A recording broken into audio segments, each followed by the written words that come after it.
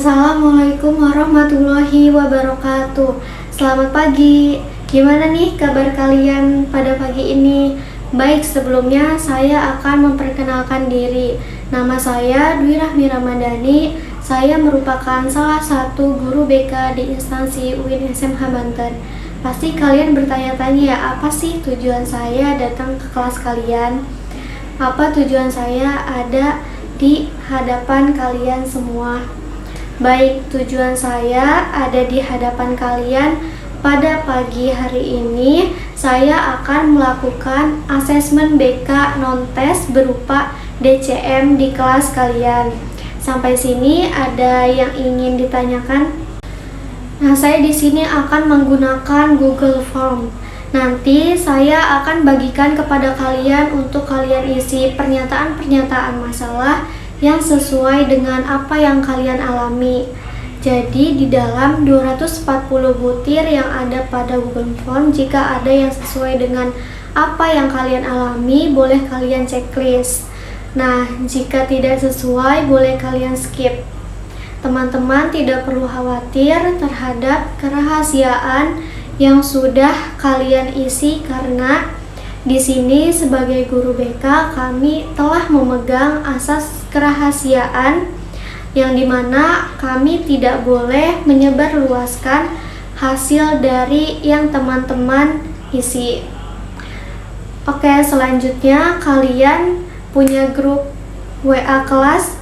Boleh saya minta perwakilan satu dari kalian buat kirim link Google Form-nya buat kalian bagikan ke teman-teman kalian. Oke,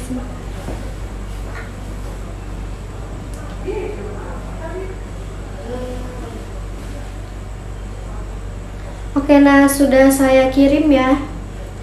Boleh bagikan kepada teman-teman yang lain.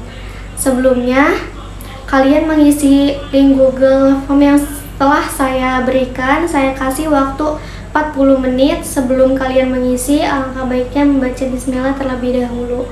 Bismillahirrahmanirrahim. Selamat mengerjakan. A few moments later. Oke, sudah 40 menit sebelum kita akhiri, saya akan menginfokan bahwa hasil dari Google Form yang telah kalian isi akan mengetahuinya 2 minggu yang akan datang.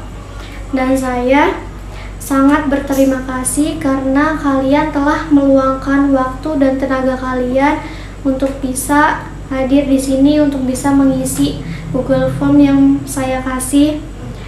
Kurang lebihnya mohon maaf. Wassalamualaikum warahmatullahi wabarakatuh. Selanjutnya saya akan menjelaskan cara mengolah data hasil DCM atau daftar cek masalah. Langkah pertama setelah pengisian angket DCM adalah membuat tabulasi hasil. Nah, yang ini. Di tahap ini, semua data siswa dimasukkan ke Excel lalu dihitung berdasarkan 12 aspek yang ada di dalam DCM.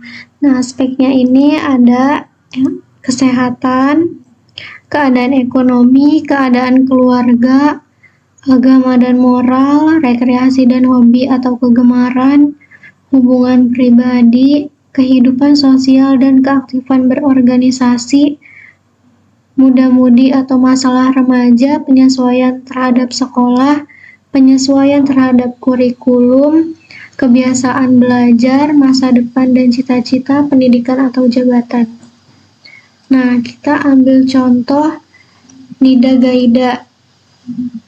Di dalam aspek kesehatan, Nida Gaida mengisi pernyataan soal nomor 9, 11, dan 18. Nah, ini nama-nama siswa dari responden kelas BKID. Selanjutnya ada profil individu. Nah, di profil individu kita masukkan ke hasil profil individu yang ini. Di bagian ini data ditampilkan untuk setiap siswa secara terpisah, meliputi jumlah pernyataan yang dicentang dalam 12 aspek DCM. Dari hasil DCM tersebut, kita bisa melihat aspek mana yang paling banyak dialami oleh masing-masing mahasiswa. Tapi di sini kita ambil contoh satu saja, misalnya Devia Awalia Jahrani. Di sini terlihat ada 4 bidang. Yang pertama ada bidang pribadi, sosial, belajar, karir. Nah, dari tabel dan grafik bisa kita lihat kalau bidang pribadi punya persentase lebih tinggi, yaitu 9%. Nah, ini. Artinya masalah yang paling sering dialami Devia ini ada di bidang pribadi. Ini. Pada aspek pribadi yang paling menonjol yaitu di aspek kesehatan. Persennya itu ada di 20%. Sedangkan di bidang sosial, belajar, karir itu persentasenya lebih rendah. Jadi kalau individu ini lebih banyak menghadapi masalah yang berkaitan dengan kondisi kesehatan atau kebiasaan pribadi. Nah, ini untuk grafiknya. Dari hasil ini nanti bisa dijadikan dasar dalam menentukan layanan bimbingan konseling yang sesuai. Selanjutnya, jadi setelah data hasil DCM dari Google Form diolah ke Excel dan ditabulasi, langkah berikutnya yaitu menganalisis setiap butir soal berdasarkan aspek yang diukur. Dalam DCM terdapat 12 aspek, diantaranya yang pertama ada kesehatan, keadaan ekonomi, kehidupan keluarga, agama dan moral, rekreasi dan hobi, dan lainnya yang sudah saya sebutkan di bagian tabulasi. Nah, di tahap ini kita hanya melihat aspek secara umum, tapi lebih detail lagi itu soal mana yang paling banyak dialami siswa di tiap aspek. Jadi di analisis butir soal per kelas ini kita lihat pernyataan mana yang paling banyak dipilih oleh siswa. Nah, kita ambil contohnya di aspek kesehatan. Yang paling banyak itu ada di 16. Nah, pernyataan butir soalnya sering merasa mengantuk. Nah, di keadaan ekonomi yang paling tertingginya itu ada di angka 12. Pernyataan butir soalnya saya mengharapkan memperoleh beasiswa.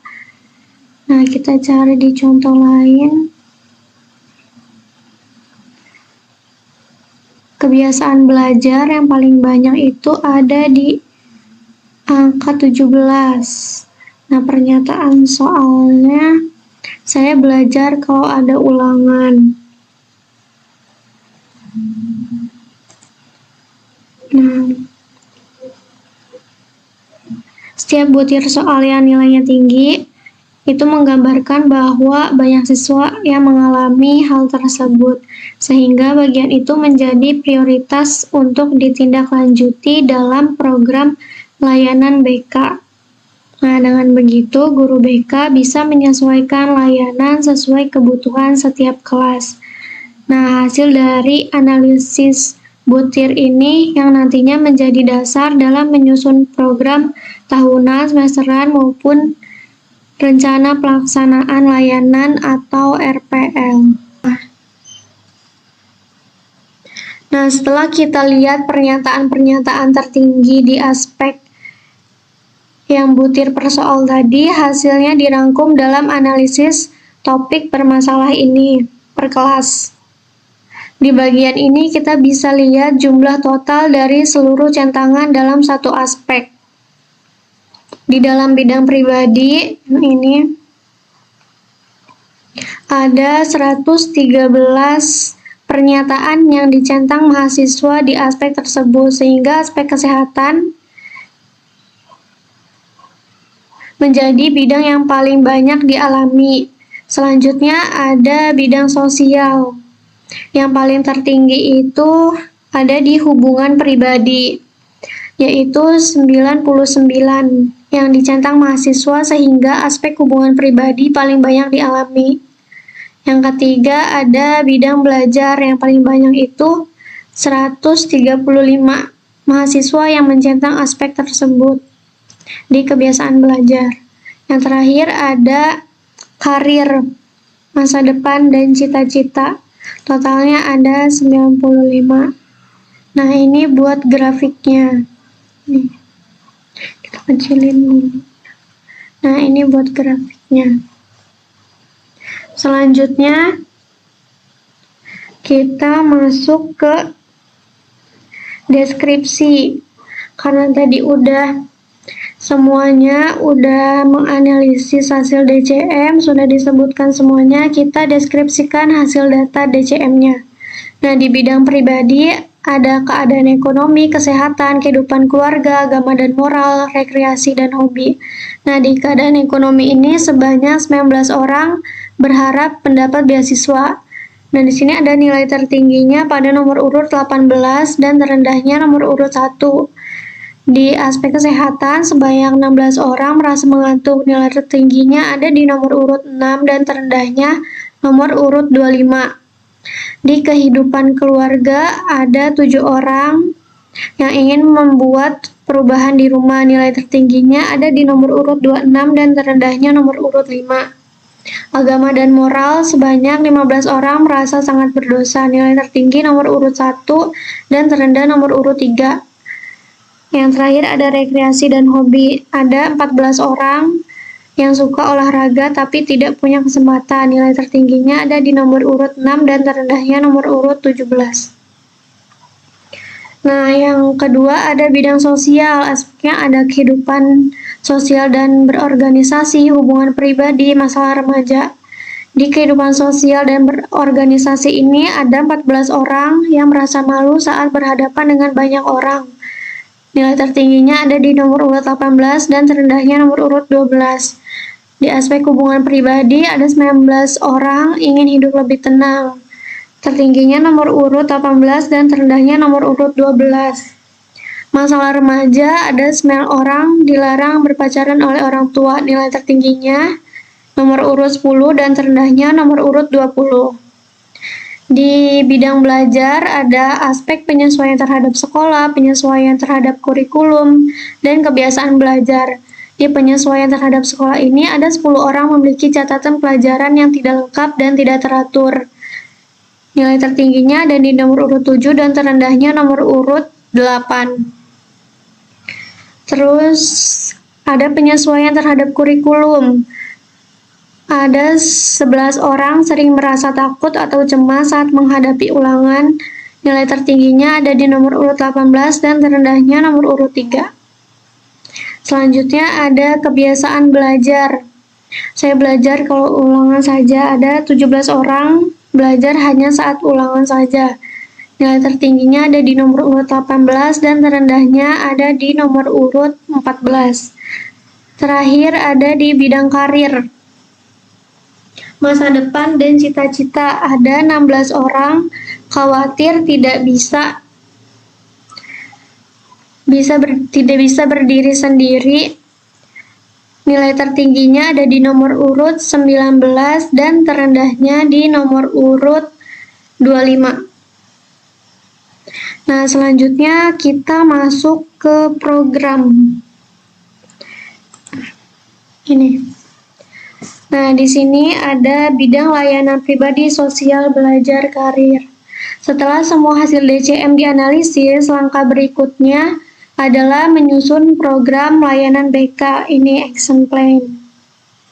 Dalam proses ini, acuan utamanya yaitu hasil dari analisis butir soal per kelas. Yang tadi, yang ini butir soal per kelas. Yang ini.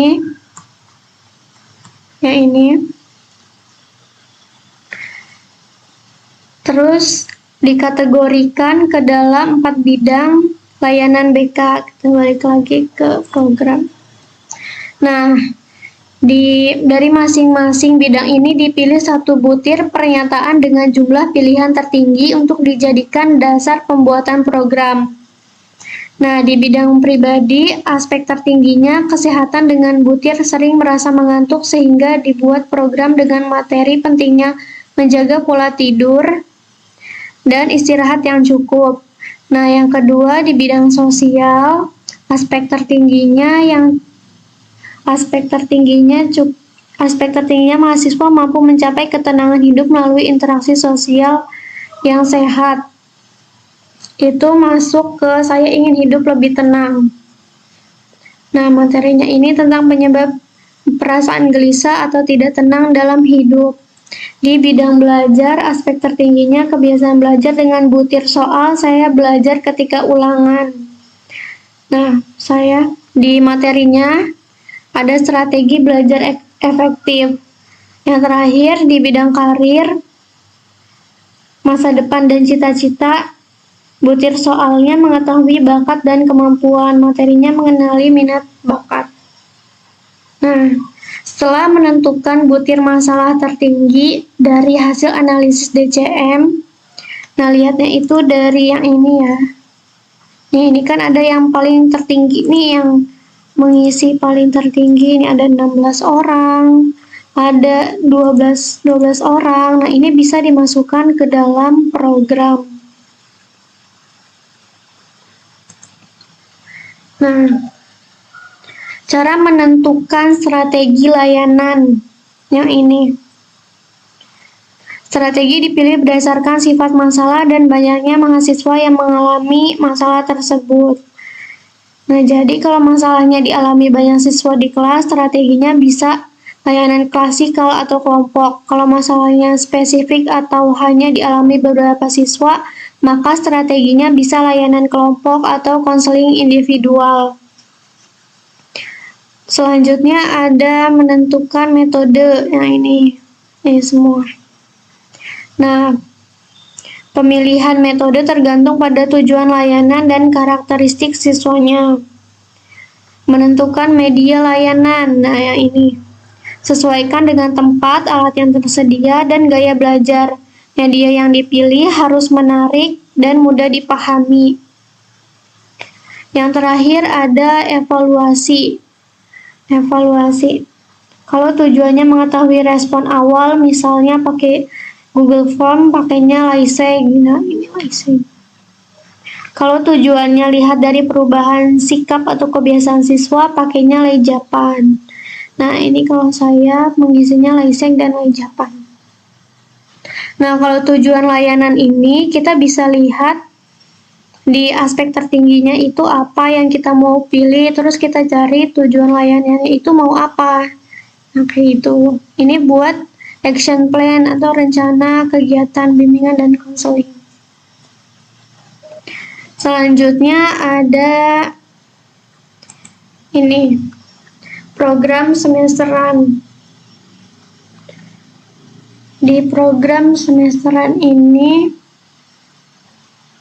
pertama, menyusun program semesteran. Pertama, bagian kolom bidang bimbingan. Yang ini yang ada bidang pribadi, sosial, belajar, karir. Nah, cara ngisinya itu kita tinggal checklist bidang mana yang sesuai dengan kegiatan yang akan dilakukan.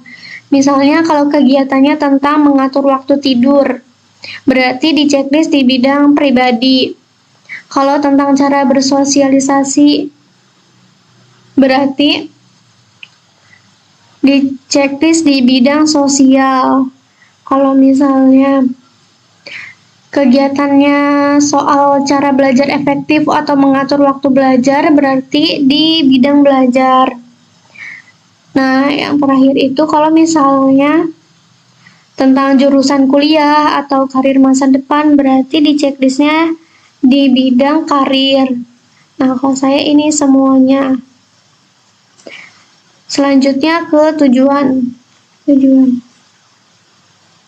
Kalau fungsi dan bimbingan dan konseling ini tinggal pilih aja. Kita tinggal pilih fungsi bimbingannya itu apa. Nah, tujuannya itu dibuat berdasarkan hasil analisis DCM. Jadi isinya menggambarkan apa yang ingin dicapai dari kegiatan itu. Contohnya kalau hasil DCM menunjukkan banyak siswa sering menunda tugas, maka tujuan programnya bisa membantu siswa mengembangkan kebiasaan belajar yang lebih disiplin dan teratur. Jadi ditulis tujuannya dalam bentuk hasil akhir yang diharapkan, bukan langkah-langkah kegiatannya. Nah, kalau misalnya di sini ini tujuannya ada meningkatkan koordinasi antar konselor dan guru agar program BK berjalan selaras dengan program sekolah dan yang lain. Nah, selanjutnya ini buat cara mengatur waktu pelaksanaannya. Nah, ini juga penting biar kegiatan BK-nya itu bisa jalan terjadwal. Biasanya kita tentukan bulan pelaksanaan berdasarkan kalender akademik dan kebutuhan siswa. Misalnya di bulan Juli, ini saya pilih di bulan Juli. Tapi kalian bebas, ini tergantung kalian maunya di bulan apa. Nah, di bulan Juli dan Agustus itu fokus ke kegiatan persiapan dan asesmen kebutuhan. Bulan September sampai November bisa untuk bidang pribadi dan sosial, karena di awal tahun ajaran biasanya siswa masih masa adaptasi. Lalu di bulan Januari itu sampai Maret fokus ke bidang belajar, dan di bulan April sampai Mei bisa dilanjutkan dengan bidang karir karena sudah menjelang akhir semester. Jadi setiap baris di tabel program menggambarkan satu kegiatan BK. Jadi dari sini kita bisa lihat bidangnya apa, tujuannya apa, sasarannya, dan kapan pelaksanaannya. Dengan tabel ini program BK jadi punya arah yang jelas dan bisa dilihat perkembangannya tiap bulan. Nah, kalau saya ini ya buat waktunya itu di Juli, Agustus, September. Nah, ini bisa berubah sesuai pelaksanaan kalian maunya di bulan apa. Tapi yang tadi saya jelaskan itu harus sesuai kalender akademik. Nah, selanjutnya ada di ini. Nah, setelah hasil DCM diolah dan program BK disusun, tahap berikutnya yaitu membuat jadwal kegiatan bimbingan dan konseling. Nah, ini jadwal yang tadi di program semesteran itu. Nah, yang ini yang di checklist ini kan ada bulan-bulannya. Nah, ini selanjutnya dimasukin ke sini. Ada setiap layanan dilaksanakan dalam 1 tahun pelajaran. Yang pertama ada bagian persiapan, pelaksanaan, layanan responsif, peminatan dan perencanaan individual, dukungan sistem, akuntabilitas. Nah, di bagian persiapan, di tahap persiapan, kegiatan dilakukan di awal tahun, yaitu awal bulan Juli dan Agustus. Di bulan Juli ada asesmen kebutuhan siswa dan penetapan dasar perencanaan layanan berdasarkan hasil DCM. Lalu di bulan Agustus dilakukan koordinasi dan dukungan dengan kepala sekolah serta komite supaya program BK bisa dijalankan dengan baik.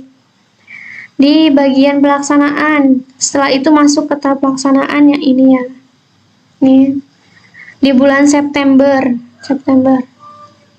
dilaksanakan bimbingan kelompok sebagai layanan dasar untuk membantu siswa memahami diri dan cara belajar yang lebih efektif. Selain itu ada juga layanan responsif seperti konseling individual dan konseling kelompok yang dilakukan di bulan Juli sampai September sesuai kebutuhan siswa. Nah, kemudian di dukungan sistem diisi dengan kegiatan yang mendukung. Ini dulu ya, peminatan dan perencanaan individual. Biasanya berisi kegiatan ini konseling individual dan kelompok, konsultasi, dan career day. Nah, selanjutnya dukungan sistem. Nah, kalau saya di sini nggak menceklis ini. Selanjutnya ada dukungan sistem. Di sini diisi dengan kegiatan yang mendukung kelancaran layanan BK, misalnya pengembangan jenjang BK, misalnya pengembangan jenjang manajemen, pengembalian staf, kolaborasi, pengembangan profesi, dan yang lainnya. Nah, ini kalau saya ininya itu formatnya didapat dari POP BK yang SMA. Nah, selanjutnya itu bagian akuntabilitas yang ini. Nah, ini fungsinya itu memastikan program BK berjalan dengan baik seperti melakukan evaluasi proses. Yang ini seperti melakukan evaluasi proses, evaluasi hasil, supervisi, dan pembuatan laporan akhir. Nah, kalau ini adanya di bulan September. Nah, dari tabel ini bisa kita lihat kegiatan mana saja yang sudah atau akan dilaksanakan di setiap bulannya, dan layanan BK jadi lebih terarah, terencana, dan sesuai dengan hasil analisis kebutuhan siswa. Selanjutnya kita masuk ke bagian RPL. RPL ini. Nah, komponen layanannya yaitu layanan dasar. Tapi sebelum ngisi ini itu, kalau saya ini ngisinya dilihat dari sini, dari program dulu. Nah, mana yang mau dibuat RPL? Nah, kalau saya ini pilihnya bidang belajar, jadi RPL-nya bidang belajar. Nah, fungsi layanannya ada pemeliharaan dan pengembangan. Tujuannya, mahasiswa mampu membiasakan belajar tepat waktu untuk menghadapi ulangan. Topiknya yang saya ambil, strategi belajar efektif dengan sasarannya mahasiswa semester 5 yang mengisi angket DCM. Metode yang digunakan itu seminar, waktunya 90 menit, media atau alatnya PowerPoint dan video motivasi. Nah, ini juga buat tujuan sama topiknya saya lihat dari program. Nah, ini tujuan sama materi. Ini juga metode medianya. Nah, terus tanggal pelaksanaannya 18 Oktober 2025. Sumber bacaannya dari Nuria Sana dan Desiningrum 2020, pengembangan bahan ajar, strategi belajar mengajar untuk meningkatkan motivasi belajar mahasiswa, Jurnal Inovasi Penelitian. Terus RPL ini juga yang pertama ada tahap awal, tahap inti atau kerja, tahap pengakhiran atau terminasi. Yang terakhir itu ada evaluasi. Nah, di bagian pernyataan tujuan, yang di tahap awal itu saya isi pemimpin kelompok menyapa anggota kelompok dengan kalimat yang membuat anggota kelompok bersemangat.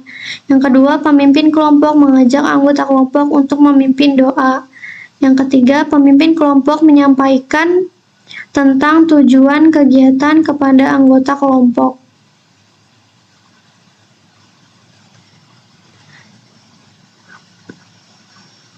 Ya, yang B itu ada penjelasan tentang langkah-langkah kegiatan kelompok atau pembentukan kelompok.